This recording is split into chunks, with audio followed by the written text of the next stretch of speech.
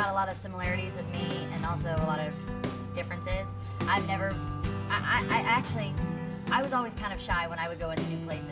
And I would fake it really well because I'm very loud. So I would just, think if I cranked it up, turn my voice up, I wouldn't, come off nervous. She does the opposite. She's like kind of internal and, whatever. And her growing and becoming more like, a woman in this movie is really amazing because I made this transition, probably about a year ago. I think I made the same transition that Lola did, probably when I was, maybe 2 years ago when I was 16. And I felt exactly what Lola's going through. And now that I'm 18, I feel completely different. And then, I know in 2 years I'm going to be different after that, Everyone keeps changing. And I love that this movie shows such an evolution. It shows what Lola is, at 16 and what Lola will probably become, which is a lot like her mother. And then you see the grandmother, Marlo, and you see her and you go, oh, that's probably what she'll be like when she's a grandma. You get to see the 3 generations, which I think are amazing. Her relationship, I think, with Anne is a lot like me with my mom. I'm really close with my mom, very, very close, but that doesn't mean that we don't, love each other, but we fight like crazy.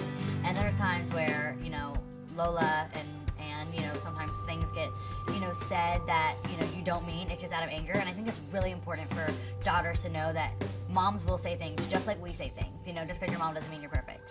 And they'll say things that they don't mean. I think this is a really important message. You get to see the hurt on both ends, and moms get to watch and go, okay, I get what my daughter feels, because now I've seen Lola, Anne talk to Lola the way that they talk to their daughter, and you see, okay, that's what my daughter feels. And the daughter can see what the mom feels. You get to really see both of their lives and see how what they say, which is so typical of moms and daughters to say. It's not very scripted. A lot of it's a lot of improv. And you get to see the way that it affects each other. I hope they see all of us in a new light. I hope they see me as someone who is maturing, not stepping away from my younger fans, but maturing and, picking roles that I can really relate to. And I am so excited to see Douglas, come out as an American actor. I think he's done so many amazing things for the BBC. One of my favorite movies, Boy George, he's the lead, and it's unbelievable.